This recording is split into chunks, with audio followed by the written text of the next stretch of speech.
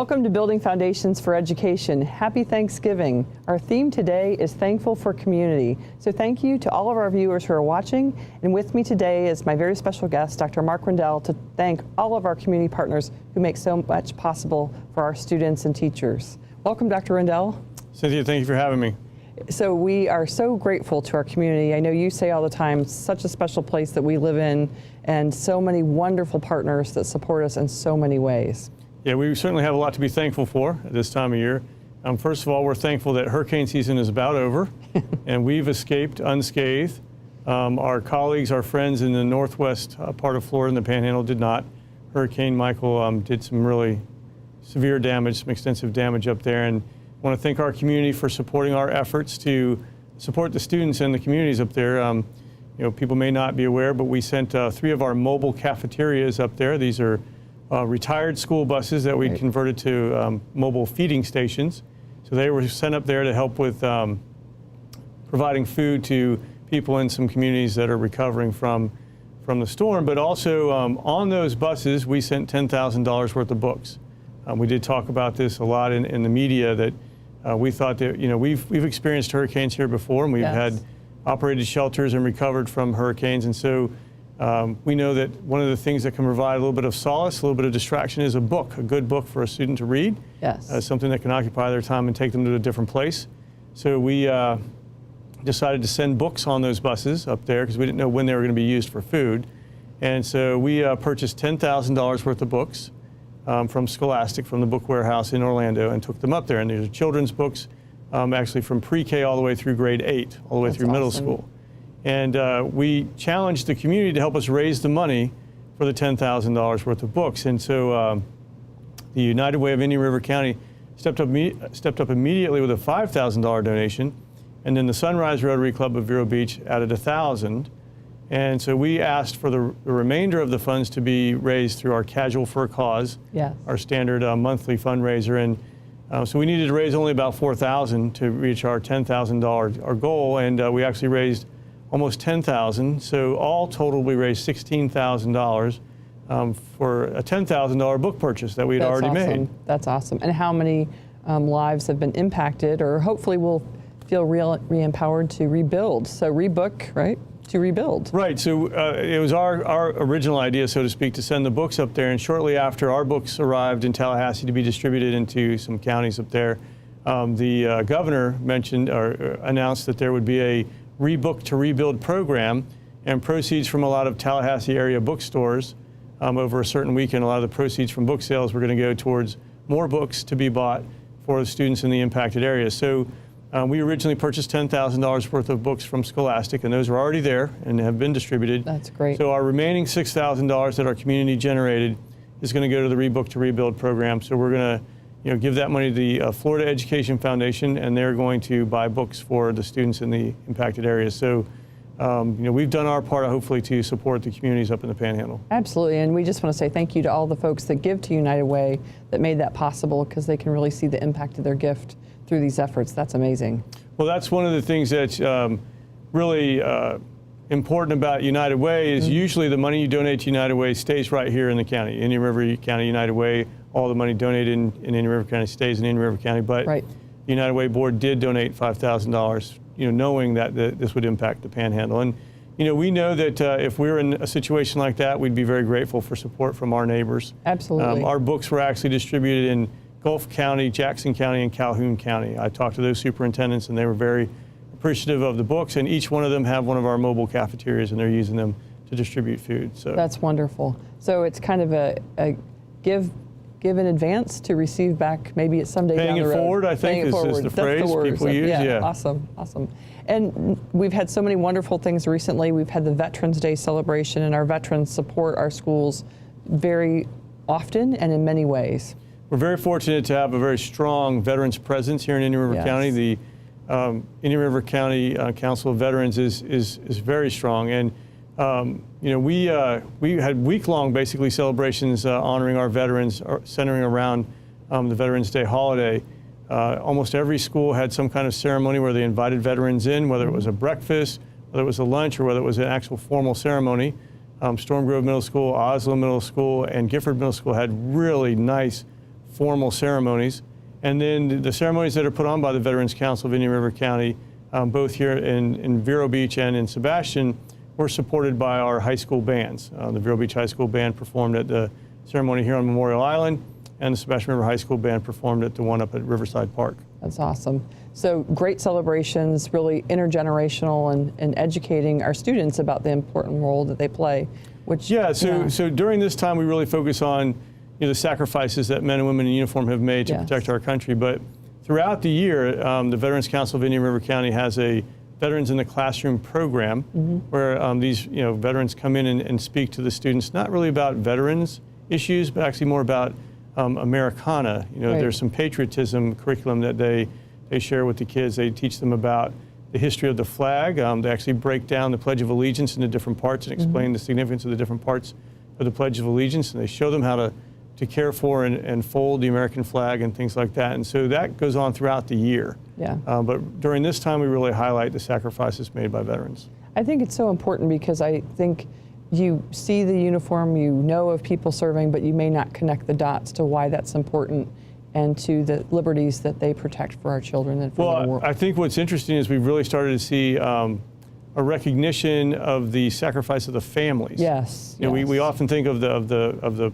man or woman that's in uniform, right? But we don't necessarily think about how the families are affected, through deployment or the loss of a loved one or something like that. And so that seems to be a growing focus, which is good. Yeah, that's awesome. And so great events happen through the leadership of our principals, and we've had some exciting news to announce our Principal of the Year and our Assistant Principal of the Year. Yeah, so we just recently announced that Cindy Emerson, the principal at Vero Beach Elementary School, is the Principal of the Year for Indian River County. She will now compete at the state level. There'll be a round of competition, and there'll be some finalists announced, and Cindy has a really strong chance of being a finalist and maybe even a state winner. And then our Assistant Principal of the Year from Storm Grove Middle School is Mr. Hillary Poole. He served 3 years at Vero Beach High School, 1 year at the main campus, 2 years at the Flick, and this year he's at Storm Grove, and so he was our selection as Assistant Principal of the Year, and he too will be competing at the state level for recognition. And we have had a winner at the state level, right? Ann Bieber was the winner. Ann Bieber was Assistant Principal of the Year for the state of Florida a few years ago, yes. Yeah, so it's exciting. Well, congratulations to them both, and that'll be exciting to see them compete, and we know great things will happen. Exciting to see Indian River County shine across the state. That's awesome. Well, it's great to honor those two for their leadership at the schools that they serve, but knowing that all of our assistant principals and principals do a great job and really give of their time, energy, and effort to support the students and the staff at the schools. So it's great to recognize those two, but know that all of them are doing a great job. That's right. So we had an exciting dedication this past week at the Wabasso School. The Johns Island Foundation has been a wonderful partner to us and to the school district for many years. In the past 3 years, has given $120,000 to the Wabasso School. It's a lot of support in terms of iPads, the Real Lab, and then the van that we dedicated. And it was so great to have you there. And I think I was most proud of our students and their presentations about what those gifts meant to them. Well, that's the thing. The Johns Island, the folks from Johns Island have seen some growth in those students. The representatives from Johns Island who have been out to make the presentations over the last several years have seen a lot of the same students when they've come out, and they've seen the tremendous growth in self-confidence and communication and just the eye contact. Eye contact, and the kids are so different than they were 3 or 4 years ago, and a lot of it's been because of the support provided by Johns Island. The communication devices, the iPads for our nonverbal students have made a huge difference. But then the Real Lab and the experiences that it provides the kids, and now the van. The van provides means of transportation to what's called community-based instruction.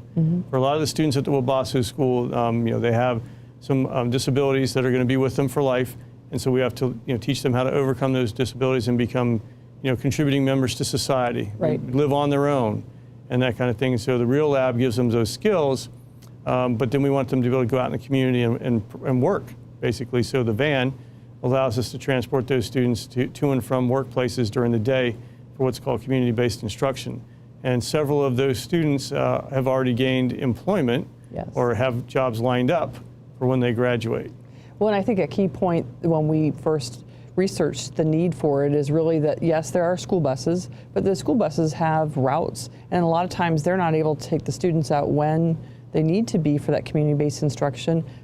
or even to pick them up. So this is great because it gives flexibility for them to be out there in the community at the times when business is happening, and those opportunities give them the chance to learn. Yeah, the van it affords us true flexibility. Yeah. In the past, to go out for these community-based instruction experiences, the school would have to contract with transportation and reserve a bus, and the buses aren't available early in the morning and late in the afternoon because Right. that's when we're bringing all the kids to school and taking them all home. Right. So there was only a short window of time that the buses were available, and if you're bringing a 60-passenger bus over to take 4 or 5 students over to a work-based experience, that's not a very efficient use of funds. Right.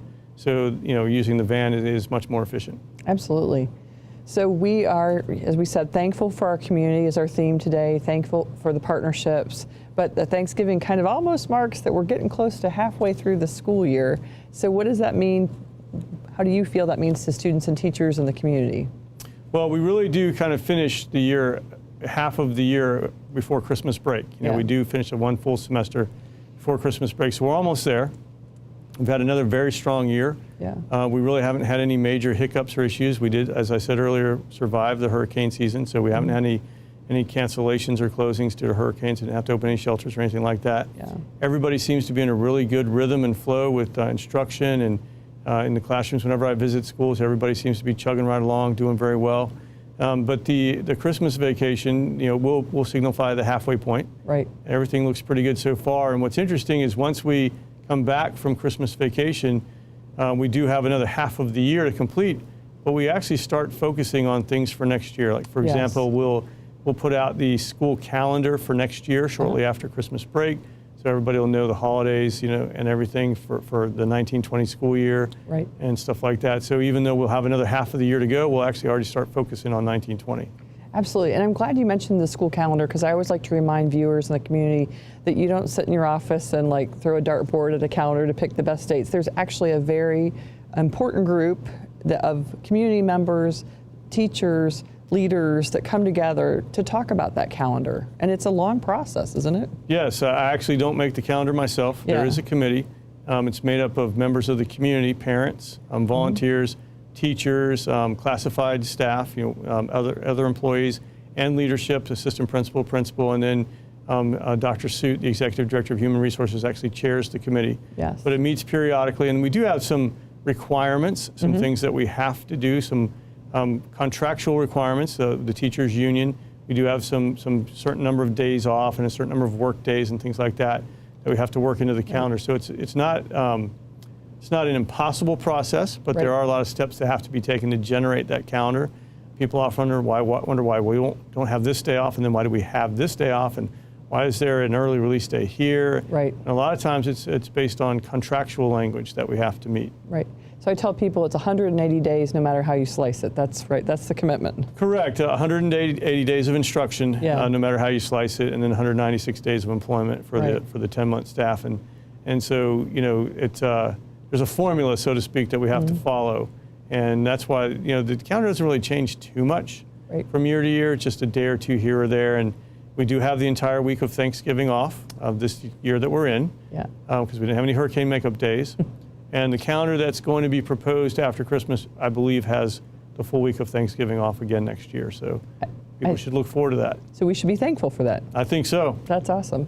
And as we start to wrap up, we're going to be welcoming new school board members next week, right? We'll have a reception that'll be on Tuesday, the 20th, I believe it is, right before the school board meeting. November 20th at 5 o'clock, 3 new school board members will be sworn in. Yes. So this is very exciting for our district. Dr. Marshiff is one of the new school board members. Terry Barenborg is one of the new school board members, and Jackie Rosario is the 3rd new school board member, and they'll join Laura Zork and Tiffany Justice, who were elected 2 years ago. So we'll have 3 brand new school board members, and then the 2 experienced school board members have been on the board for 2 years. And so they'll begin November 20th, and then we'll have a business meeting that night. Yes. We'll have a reception where they're sworn in and everything, but then a business meeting that night, and then we'll start probably with the first meeting in December and go from there. And I thought it was an interesting process, when I saw Laura Zork sworn, and it was really exciting to be there because I thought, we just welcome her and then, she steps on the dais, but there's actually an official who comes to swear them in, right? Correct. They have to be, they're elected officials. They have to be sworn in. So Judge Victoria Griffin is going to come in and do the swearing in. She's the local youth judge, which we thought was appropriate. Yeah. And so yes, it's an elected office. They'll have to raise their right hand and take an oath, and then there's certain rules and regulations they have to follow after that. Yeah. And then as soon as we're done with the swearing in and everything, we go right to work. We have a meeting that night. That's great. Well, thank you for being with us, Dr. Rendell. We're thankful for you and our teachers and everyone who supports education in Indian River County. Is there anything you'd like to share before we wrap up?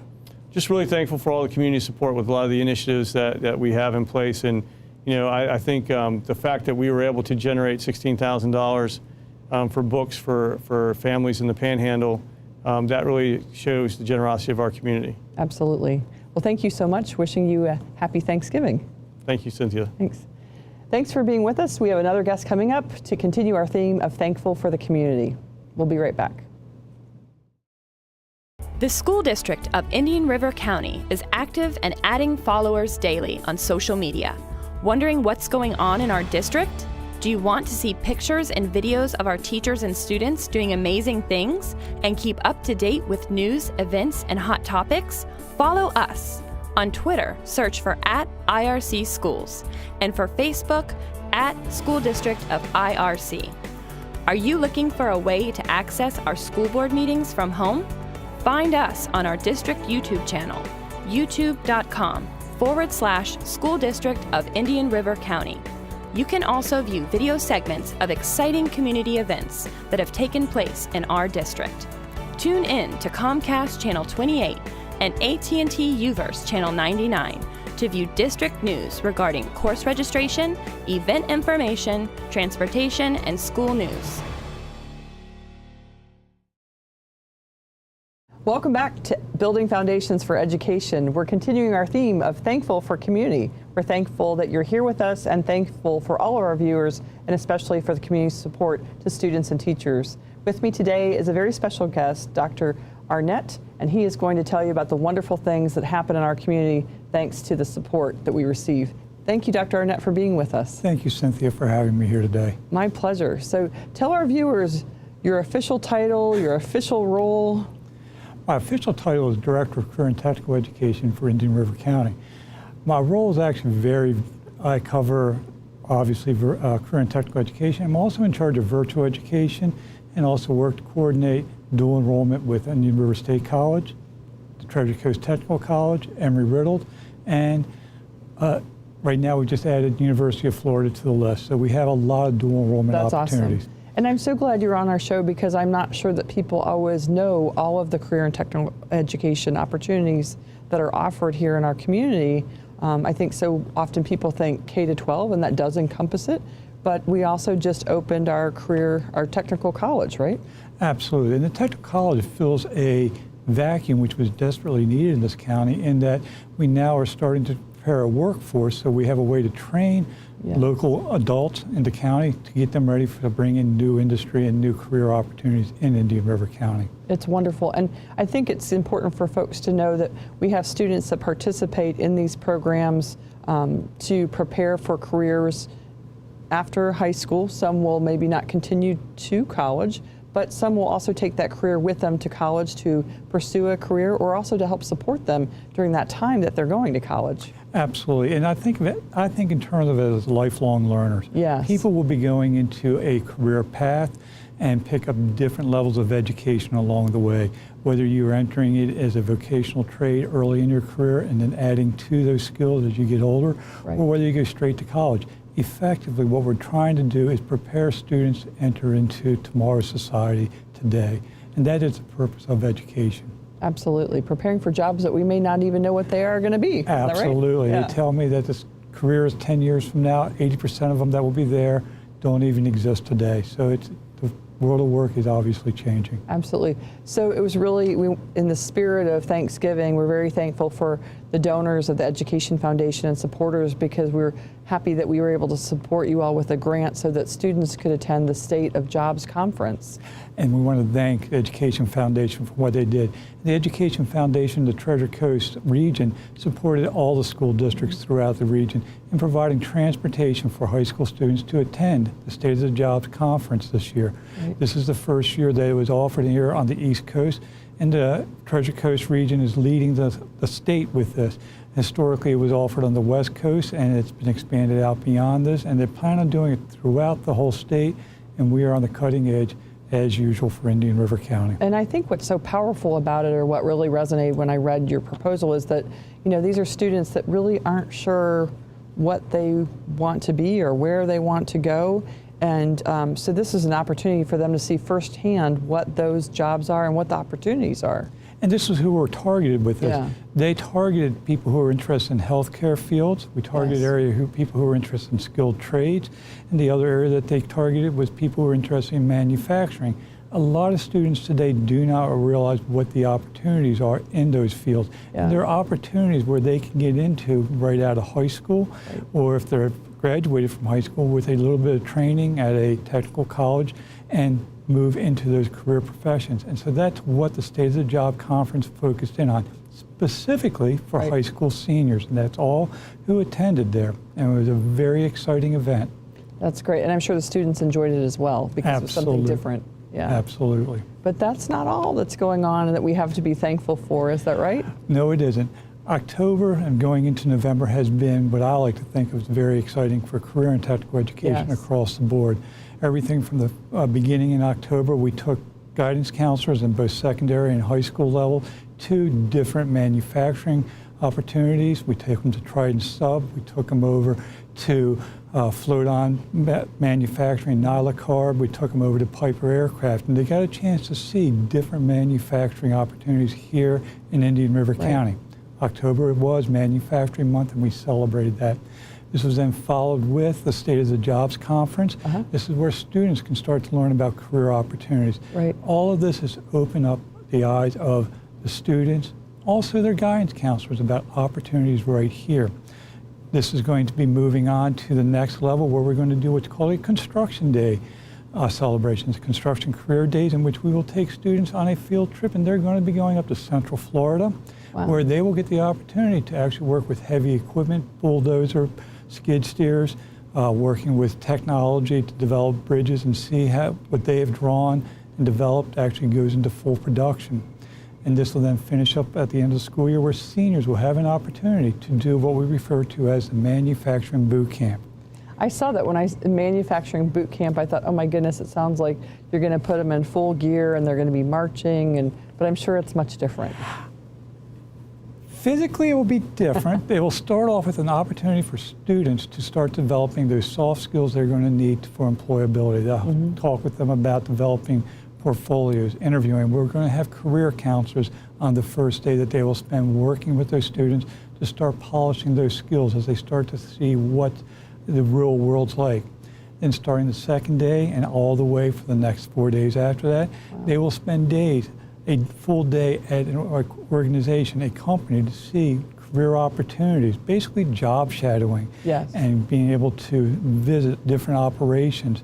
This will give them an opportunity to see what kind of careers are out there and possibly gain employment with these organizations. So it's a full week, right? It's a full week long, absolutely. That's really awesome. This is being sponsored by the Economic Development Commission of Indian River County, and the Chamber of Commerce are working very closely with us as we develop this and move forward.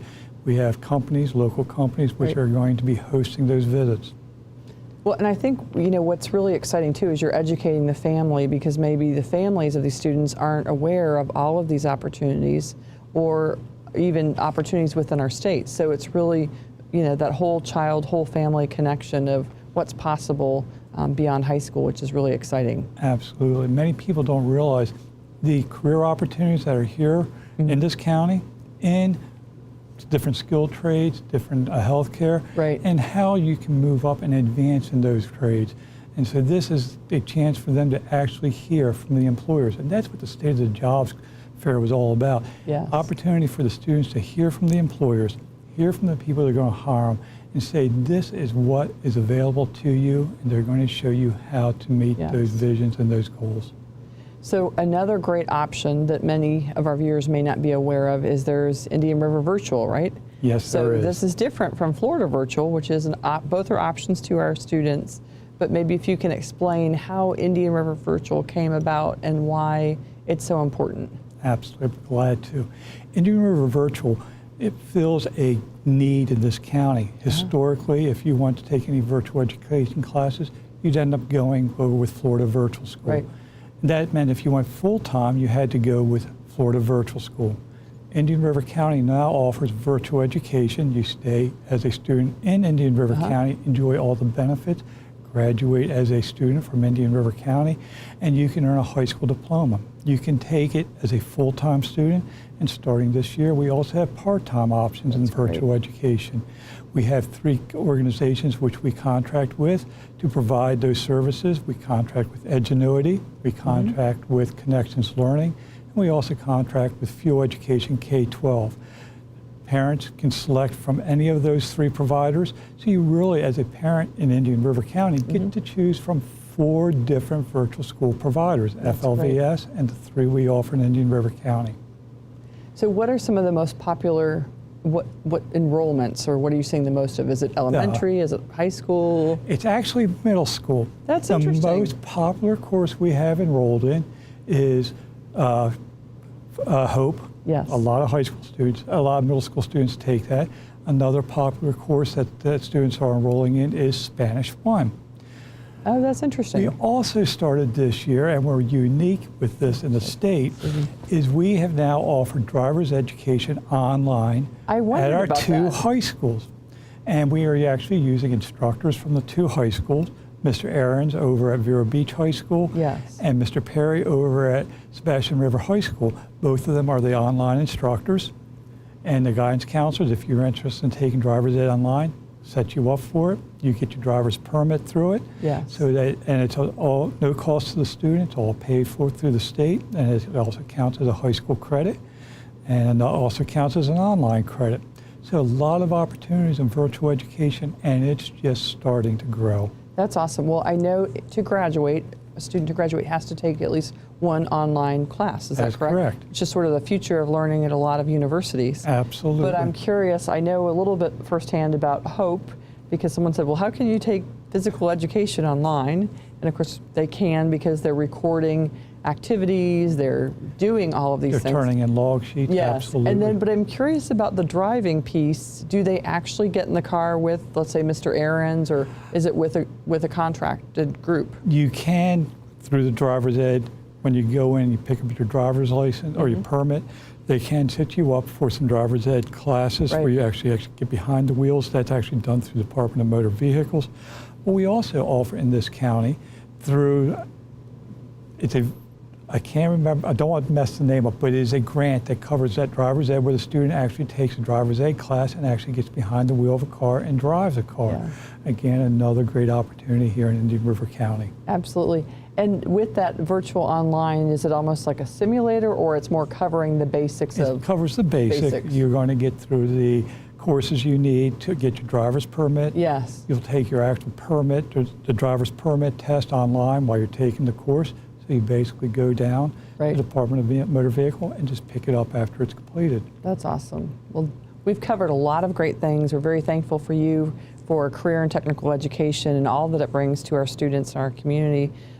Is there anything we haven't covered that you'd like to talk about? I talked just a tiny bit about the dual enrollment at Yes, Treasure Coast Technical. that's important. Absolutely. The reason I like to talk about it is the opportunity for high school students. A lot of people don't realize, but starting this year, we started to have dual enrollment at Treasure Coast Technical College. We have many students in the nursing program taking the CNA program. We have phlebotomy that's offered. And starting this year, we opened up the welding program. And the welding program was a great success. That's a 1,050-hour program, and we have high school students in it, and it filled up immediately. Starting this spring, we're going to be offering a building construction technology program. And this is, again, going to partner with the high schools and the students, and for the juniors and seniors at the high schools can start attending it and start working to get skills in the building technology. all of these programs are partnered with business partners. Yes. And so we can place them into their beginning jobs as soon as they finish high school, and that's the goal. So a lot of people are very familiar with dual enrollment through Indian River State College, which Correct. is awesome.